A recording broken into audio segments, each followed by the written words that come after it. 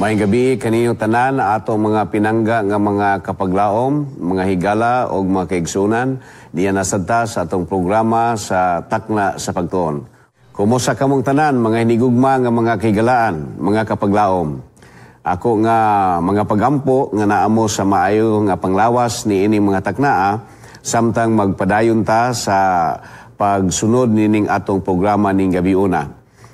Karon nga gabi kita nag-inusara lamang tungod kay ang ato nga host nga si Pastor Roxy o ato sab nga kauban dinhi sa opisina si Pastor Kaimi, ang atong Sabbath School Director ug ang uban nato nga mga pangulo, mga directors, tuwa sila karon sa mga appointment nila nga gikinahanglan nila matagbo. Muna nga niining gabi na mag-inusara kita pero atong lauman nga ang Ginoo magauban kanato sa atong tunan ng atong lesson. Atong iduko ang atong mga ulo alang sa pagampo. Ginoo ning gabi una, among ipangayo ang imong wisdom nga sa pagtuon sa imong nga pulong ning gabi una, amo ning masabdan unya amo ning ma-internalize sa amo nga kinabuhi o sa amo nga pagpangalagad ganaha kanimo, mahimo kami nga magamadaogon. Salamat kayo Ginoo nga ikaw magauban sa amo nga pagtuon kung asang amo nga mga kaigsunan, mga kaigalaan nga paglaom, ikaw magpanalangin kanila karon kay amo ning giampo sa ngalan ni Ginoong Hesus. Amen. Ang ato nga topic nining simana this is actually the last quarter sa atong lesson.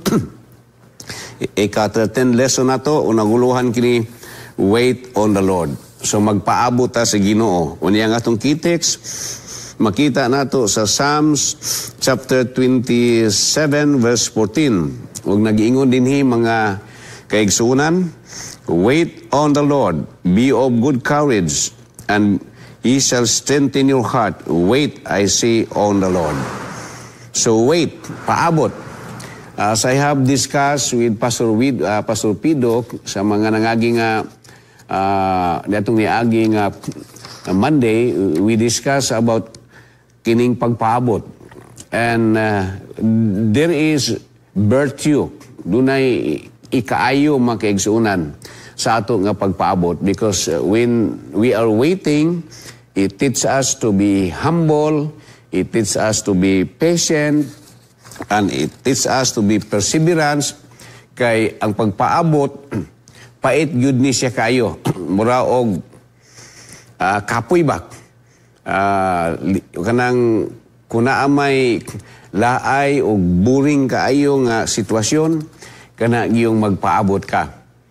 But this waiting makaigsunan naghatod din nato sa daghan pug kaayo nga mga butang nga nagtudlo ka nato nga mahimo pud nga ma-mature pud ta. Because we cannot just rush everything. Gusto natong buhaton nga maumaog yun dayon. Because everything doon na po ni siya mga proseso that you will come up into that rightful time nga imo gyud nga makuha or maharvest sa insakto gyud nga mga panahon. So waiting is very important. And of course, waiting makaigsunan in the Lord is not an idle time, but it is a time where we can think of something mga kaigsunan, especially in how we prepare ourselves for the coming of the Lord. So waiting is not really an idol in waiting for the Lord because kini nga pagpaabot, it actually will bless us because waiting for the Lord, it teaches us to reform our lives, to consecrate our lives, that while we are waiting for the coming of the Lord, when He comes, mahimo na nga, mature na gyud kaita, mahimo na nga, ready na ta sa pagbalik ni Jesus because while waiting, there is that transformation in the life nga mahitabo sa ato nga kinabuhi. So waiting is not an idle thing nga nagpasagad lang yun tama kaigsunan. Because oftentimes, ato usay nga maikwit nga kining pagpaabot mura og nag-usik ta sa panahon. Yes, that's true. Kung sa tawhanon o pagkatapulan sa pagpanarbaho, but when we talk about waiting for the Lord, it is something makaigsunan nga nagpiparar nato to make us even more mature nga maandam ta sa pagbalik sa ato nga Ginoo. And it is even tells us makaigsunan nga waiting in the Lord is teaching us to trust in the Lord, to have faith in God, in His Word. Nga our waiting for Him is not an idol, it's not an idle thing gihimo sa atong kinabuhi, but it is a right thing for us to prepare Him just exactly when the Lord will comes on His timetable nga iya nga gihatag sa pagbalik niya. Now, let us focus our study in Tuesday and Wednesday lesson ni ini nga simana. Ang Tuesday lesson nato nagauluhan ni bringing in the sheaves. Dalo nato ang mga binangan o dalo nato ang mga uhay nga mga binugkos diha sa ato baka nga tent o sa ato baka nga budiga, bringing in the sheaves. Now, this lesson, ihatagan tag pagpamalandong nga ang mga katawhan sa Ginoo, they are praising the Lord sa deliverance nga gihatag sa Ginoo sa ilaha sa nangagi nga mga katuigan. O atong tanahon ng atong nga lesson, para nako dili maingon nato nga kanang magdaig unta sila sa Ginoo ani sa previous nga deliverance sa Ginoo, because at this time according to our lesson, while they are remembering, they are praising the Lord sa deliverance sa nangagi nila at this time according to Psalms chapter 126 verse 1 and verse 4. This is at the time gani ini po dahil lang panahon na they are being held captive. So mga ulipon po gihapon sila. Pero kining ilang pag-remember sa deliverance nga gihatag si Ginoo sa ilaha, mo po dahil niya naghatag kanila og kadasig. Nga they have seen how the Lord has give His people deliverance in the past, og mausa niya ang mahitabo nga ihatag si Ginoo sa iyang makatawhan sa umaabot o sa ilang nga presente nga kapanahonan. So this time they are at captivity and they are rejoicing what the Lord has done to their forefathers, sa ilahang mga grandfathers nga naka-experience siya og deliverance sa Ginoo. Pero karon sila sa captivity.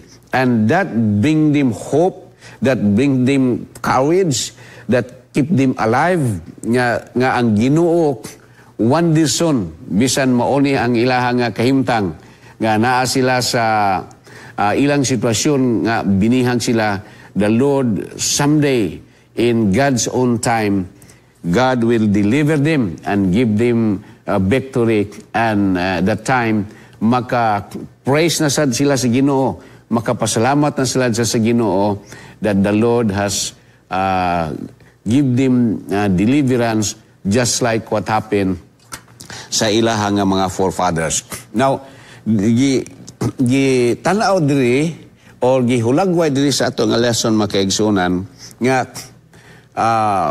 kining bringing in the sheaves o kini pong ato nga lesson karon makaigsunan, kanang bringing in the sheaves, iba harvest na siya, binangan imong bungkuson, ibutang nimo sa stockroom or sa ato ba nga mga budiga sa mga pagkaon o sa umapana namo makaigsunan dito sa una sa akong lolo nami tabungos abot og nakahinumdom nakaila pa ba mo anang tabungos sa makaigsunan nga gihimo na og kanabitang bagakay gilala dako kayo unya og mag-ani sa mais o sa humay, human og lubo, human bagiok, ibutang na dito sa tabungos sa makaigsunan. So ingon ani bringing in the sheaves. Now, diri ato makita usab, before the harvest, there is the planting mga kaigsunan. O kana nga ang usa ka mag-uuma nga mag-uma siya makaigsuunan, sa iya nga pag-uma i-prepare niya ang ground, then sunod iya nang i-cultivate, then iya na nga abunuhan pag yun siguro, iya nang bubuan, then iya na nga kuhaan o mga sagbot, kaya mga sagbot muturok man po na, parang yun nga maharbis ang trigo o ang humayba o ang mais ba, nga moabot yun sila nga maharbis. O sa diha nga maharbis na makaigsunan, diha na dayon dalon dito sa budiga, alang sa mga tapukanan sa mga hinarbis nga mga mais or trigo or humayba o uban pa nga mga pagkaon. So, dini ato makita, when the farmer, pagtanom niya kapaglaom, grabe na kayo ang ilahang paghago. Kay magbungkag ka, magdaro ka. Labi na sa unang panahon, magdaro ka. Unya, human magtanom ka. Unya, kung init ang panahon o gulay suba, mag-irrigate ka. Or ang uban yun, magkalos yun og tubig, ilang yung bubuan. So, there is that kanang hard labor. There is that hard labor. Murag gitawag ni sa anong lesson nga, murag weeping time. Nga imog yung gihaguan. Nga in every phase sa imuha nga pagtanom, imog yun ang gisubaybayan. But at the end, kung maharbis na, there is that joy nga nalipay ka nga nahimo na nga successful o makaani na ka o makapreserve na ka, doon naman namoy kalanon diha sa inyong puloy-anam. This also prefigures the idea nga God somehow ang mga kalisod sa iyang makatawhan karon, in the end, i-reward niya. Ang mga pag-antos sa iyang makatawhan karon, God will give them reward sa ilahang nahimo. Nga ang ilang pagtanom, that right time, ilang maharbis and they will rejoice in the Lord. And this is also an image makaigsunan nga ang mga God's people nga siguro nagsapil sa daghang mga tuigan, at the very end, there is that restoration. Nga atong makita nga there is that restoration of the kingdom of God. Especially nga ang kingdom sa Ginoo, nasayod ta nga na-fallen into sin. So there is that reformation process nga at the very end of the world, God will restore this earth on the time of the second coming of Christ, where God's people will be translated to heaven. So at this time, we are working for the Lord. There is that weeping, there is that crisis, there is that trials sa atong panginabuhi. But eventually, at the right time when Jesus will come, His kingdom will be restored and God's people will be rewarded to be with God and be with that home nga giandam sa Ginoo sa tuak. In Tuesday lesson also makaigsunan, gihisgutan sa diri mga igsuon nga there is that early and latter rain. And these are very important points din sa atong lesson, sa atong study, because as we talk about agriculture, sa diha nga magtanom mga kapaglaom, magtanom kita og mga seedlings, kana nga seedlings atimanan gyud na siya gayo. Hangtod gyud nga maharbis. But this is important in the southern part of Israel, kay ang ilang nga mga paghago aron ang ilang tanom mabuhi. I think it is also almost similar diri pod sa tua nga pag-abot na og May nga mauna ang pag ato nang gibungkag ang ato nga mga daruhon, ang ato mga basakan, ato nang gipipirdaan. Kay pag-abot na gani sa nauna nga ulan, sugod na dayon ta og pananom niya na. Then ang ulan makaigsunan, mubunok na siya, mahumok ang yuta niya, ready na nga ang mga binhi nga pagtanom na to, muturok na. So sa diha nga muturok na, magpaabot na po na og latter rain, ang sunod nga ikaduha nga ulan. Kay kung wala na yung ikaduha nga ulan, ang tanom nga mais or humay or trigo, kung dili na masigundahan og ulan, mga kapaglaom, mamatay na tungod sa kainit. Wala tayo maharbis. So, there is that early and latter rain nga imong o ato nga makita nga these are very important sa ato nga pagpananom aron ma-harvest nato ang ato nga gitanom. And this represent also the Holy Spirit nga ibubo mga kaigsuonan sa usa ka tao nga midawat ni Ginoong Hesus aron makabarog siya sa paghalagad. He needs to have the latter rain aron malig-on siya, makabarog siya sa mga pagsulay o maabtan yun siya sa pagbalik sa Ginoo nga naa diha sa paghalagad. So ang mga seeds usab mga kaigsuonan nga gitanom, niturok siya tungod kay naay ulan o naay irrigation bakaha, gibubuan bakaha, so nitubo siya. Pero kung dili na siya kanunayon sa pagbubok o labi na mo taas nagpila ka bulan, o dili na sigundahan og dako nga ulan, ikaduha nga ulan, mamatay na siya mga igsuon. So here atong makita nga there is this process of planting, and in every phase sa pagtanom or every phase sa pagtubo sa tanom mahinungdanon kaayo. Ang usad yun ka farmer, iya yun ang atimanan yun og ayo. Iya yun ang sunon yun. And it is really mga kaigsuonan laborious yun. Kanang maghatag yun ka og panahon. And it is taxing kaayo nga trabaho. Pero ang mga farmers, ila yun ang giagwanta. Ang mga kainit, ila yun ang giagwanta. Ang kakapoy, ila yun ang giagwanta. Kay nasayod sila nga eventually sa panahon sa harvest, ang ilang nga paghago is feed up. Nabaryan silang kahago, nakaharvest sila, o malipayon kaayo ang usa ka farmer nga ila na nga maharvest. Now, I would like to connect this nga lesson sa Tuesday. I like to connect this into the global discipleship program of our church. Kaya namo tayo global discipleship program sa church nga atong nga gihimo sa tibuok nga union. And I think dili lang ni sa tuwa, kundi this is division-wide and even global, because this is a global discipleship program sa ato nga church. Nga, ang ato nga discipleship program, mga igsoon, mga kapaglaom, nga ang atong discipleship program, kung ato ning sundon sa insakto gyud nga procedure nga ang pulong sa Ginoo atong itanom sa mga interesado, dayon ato silang Bible studyhan og insakto, ato silang inurture, ato silang i-mentor, himuon nato sila nga faithful disciple, i-prepare nato sila nga moabot ang panahon nga maandam na gyud sila sa baptism, na ready na gyud sila, truly converted na gyud sila.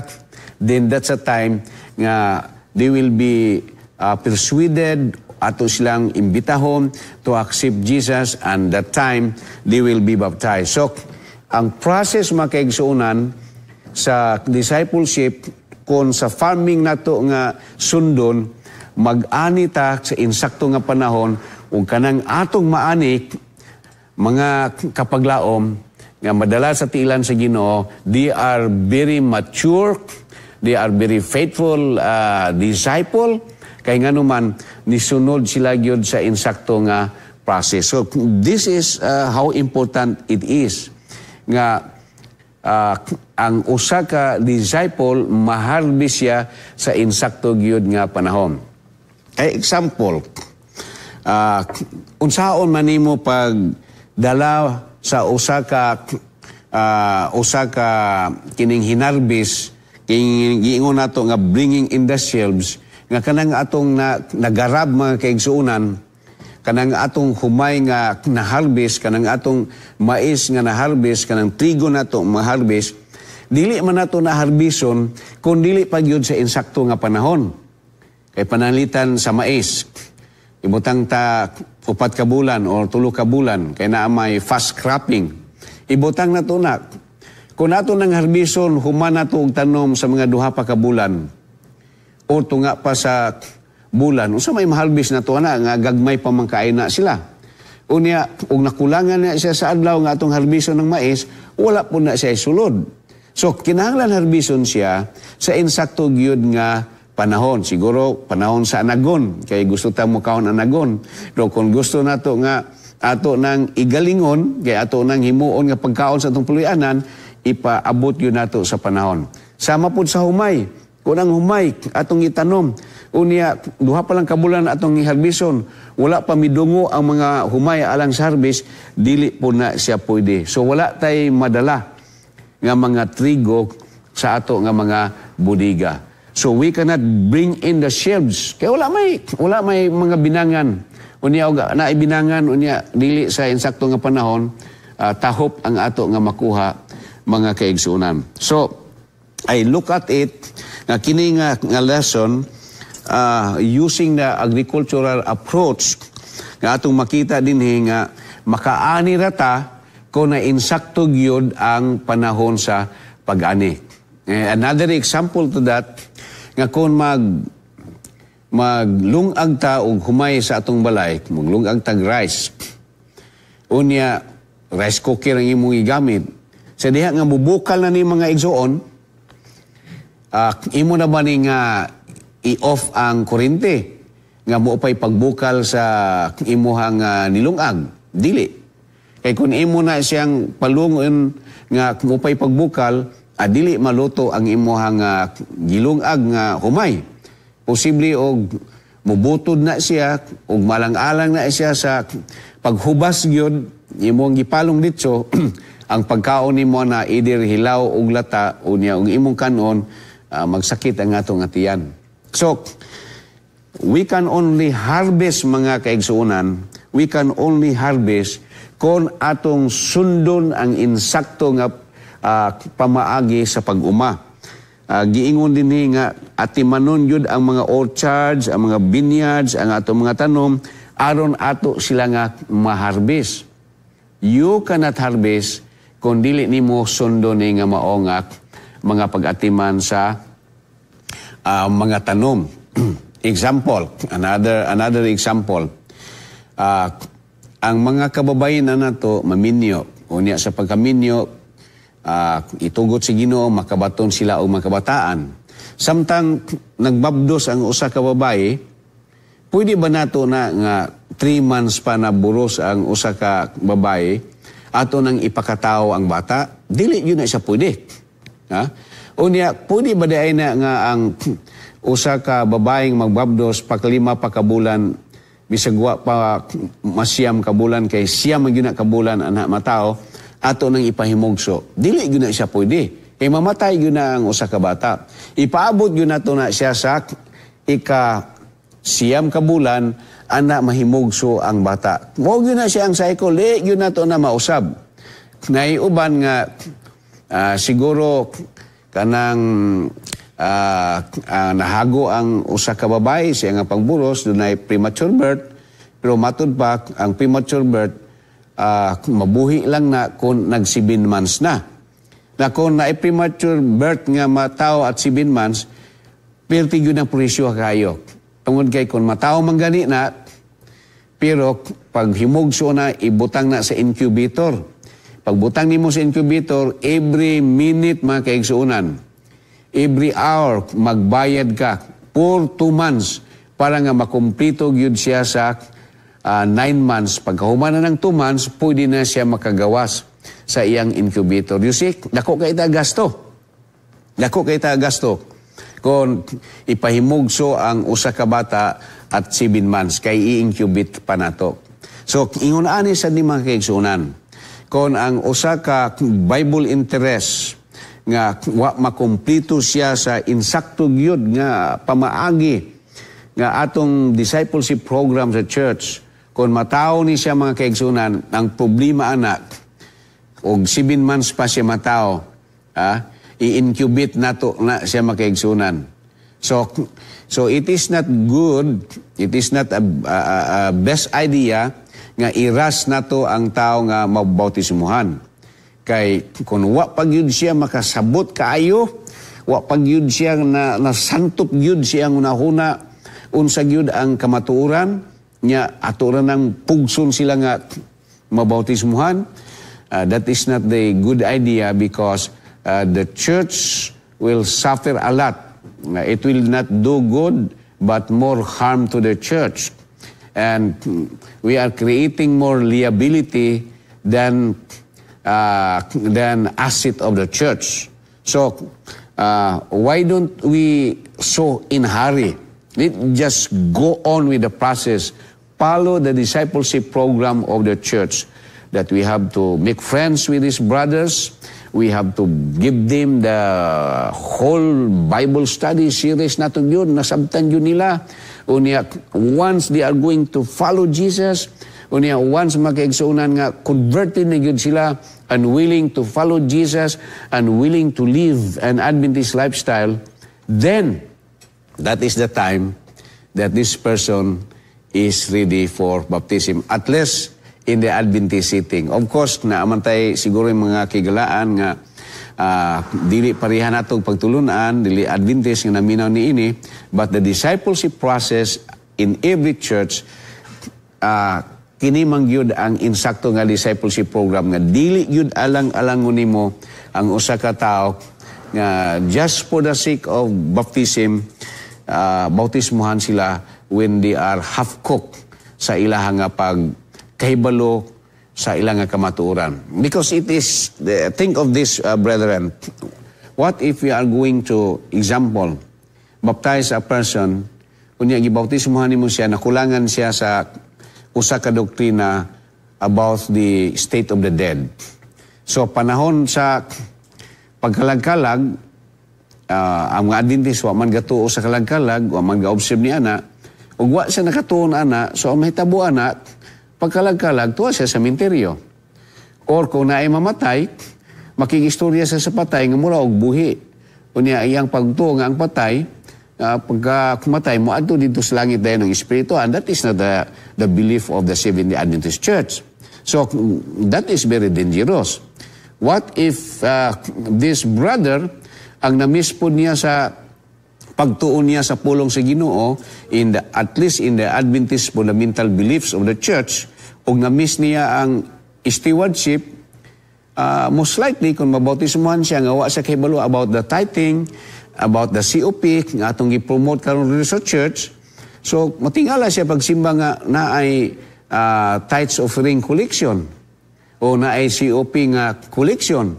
So, problema kaayo, nga naman, kay wala man niya masabti pag-ayo mo nang dili gyud alang-alangon mga hinigugma kong makaigsunan. Because the 28 fundamental beliefs of the church, they are actually, they are equally important nga mahibalaan.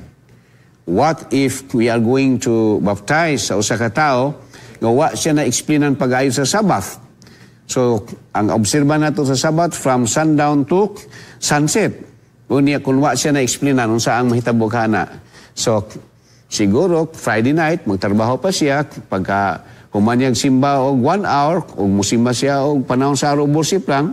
Pero pagkahapon, magdula na siya basketball o tuwa na siya sa laing mga bulaton.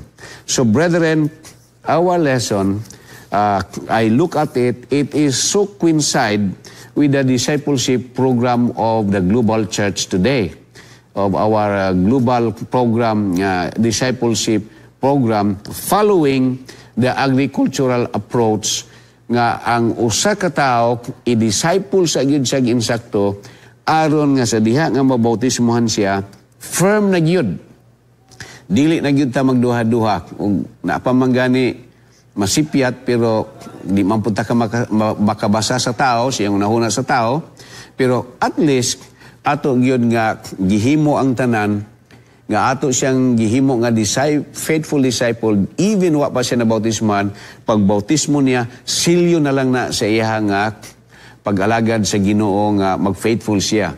Unya, pag humano og baptism, ang mahitabo, ang buhaton sa church, in-nurture na lang siya, kanang preserve, ato nga promotion sa discipleship kana lang pag-preserve in nurture siya nga magpabilin siya nga faithful or will remain faithful disciples of Christ. So this is the way I try to look at it nga in this process we can bring in the sheaves, makadalata o mga trigo nga maharvest nato ngadto sa ginharian sa Ginoo that are very faithful. So ingon ani ka importante ang ato nga lesson niini nga Monday in relation to the discipleship program of the church. Dinhi sa Wednesday, it talks about waiting in God's Sabbath rest. Waiting. It also reminds us about the Sabbath creation. Gihimo gyud sa Ginoo ang Sabbath, panahon sa creation, din humani adto, humanity had fallen, nahulog ta sa pagpakasala. Then our lesson, it talks about of the second Sabbath. And this second Sabbath, it tells us nga ang longing sa mga katawan sa Ginoo nga who has been backsliding for so long, now makareturn sila sa Sabbath worship. Especially sa katawan sa Ginoo sa nangagi nga panahon. They were slaves, pero God has redeemed them. Giluwas sila sa Ginoo. Unya pagluwas nila sa Ginoo, now they keep the Sabbath joyfully. And this also not only talks about the second Sabbath, God's people has been longing, they will be free from captivity, they will be free from slavery. But brethren, more particularly, the Sabbath that we are been talking is the Sabbath that will also be done in heaven, makaigsunan. Giingon din sa atong lesson, the Psalms 92 extol God for His past creation and present sustaining of the world, and it points to the end hope in eternal divine rest, a divine peace and order, and that will be in heaven. That there will still be a Sabbath in heaven. I think we have that here in our lesson. Na there is that Sabbath nga gi-restore sa Ginoo in the book of Hebrews. There still remaineth a Sabbath for the people of God. There is ato nga last point sa ato nga lesson, and this Sabbath will also be kept in heaven and even in the new earth nga gitagana sa Ginoo alang sa iya nga katawhan. And there is also here sa ato nga lesson nga gi-inspire ta makaigsunan nga this Sabbath nga gihisgutan makaigsunan in this lesson of Wednesday, kini nga Sabbath has also been consecrated, gi-sanctify ni siya para gyud sa ihapon nga makatawhan sa Ginoo. So there is the word here about Balal. Ang Balal makaigsunan, the psalmist uniquely used the Baal implies that the psalmist wishes to present himself as a living sacrifice to the Lord and to consecrate his whole self to God. It is not surprising to find, though thought about consecration in Psalms, that it is dedicated to the Sabbath, because the Sabbath is the sign of God's people. So this is very important because Sabbath, it connects always to rest and worship sa ato nga Creator. And every God's people is longing for this Sabbath na maabot ni sa kinabuhi sa usa ka tao. Now, diri sad nga lesson, gihisgutan sa diri about the image of the palm trees and the cedar trees of Lebanon. What is the significance of this palm trees makaigsunan nga nilambo, kining cedar of Lebanon nga nilambo sila makaigsunan?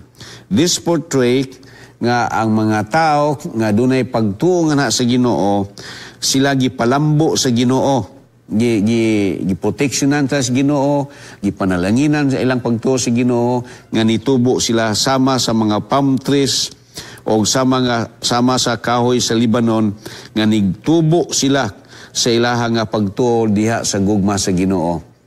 O kining mga tawhana mga kaigsunan, they appreciate the Lord God, they glorify God. And these people, gitagaan sila og Sabat. Gitagaan silang Sabat sa Ginoo nga sila makapahulay sa mga adlaw nga buluhaton, and this Sabbath, they dedicated it for the worship of God. And everyone is longing for that Sabbath. And that is why, as a Seventh-day Adventist, we long for the coming of our Lord Jesus. We are waiting for the coming of our Lord Jesus, that someday, when He comes, makapahulay ta, magatuta dito sa langit, in all our hard labor ining kalibutan na, and in heaven, for 1,000 years, doon na tayo pagsimba, doon na tayo pagdaig sa Ginoo, dito sa langit, for 1,000 of years. And of course, we are expecting mga kaigsunan, when that day will come, that will be a great joy, reward for God's people. And of course, there is that worship in heaven from all ages nga luwas dito. And of course, we are told nga the Sabbath in heaven, we worship God. And of course, when the Lord will bring the new heaven and new earth back in this world, nga girestore na sa Ginoo, the worship of Sabbath is there.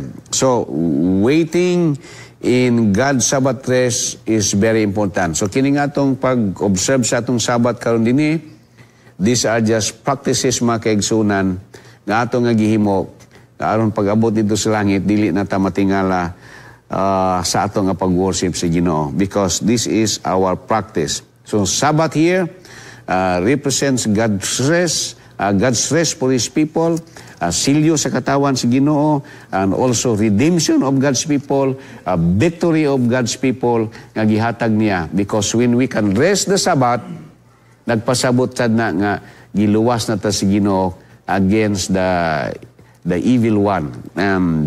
This happens in God's people sa unang panahon, while they are in captivity. Now they are now keeping the Sabbath. Sa ito pa, they have been victorious. The Lord give them a victory. So mga kaigsunan, mo ni ang ato nga lesson. I believe na apay uban nga mga point din nga as you read it, inyo hang makatunan pag-ayo. But this coming Friday, we will be back. I hope Pastor Roxy or Pastor Kami will be here, or some other of our uban nato nga mga directors that will be able, and we can discuss it further. And I hope that tonight the Lord has blessed you, and the words of God in our study may find place in your heart. Nga naaragyod tayo nakatunan ni ini while we continue to serve the Lord faithfully. O sa atong pagtuon sa atong lesson, we grow slowly to become mature sa atong pag-alagad sa Ginoo. Salamat mga kaigsunan, o atong iduko ang atong ulo sa pag-ampok. Our loving Father in heaven, we thank you for the time that we have studied our lesson.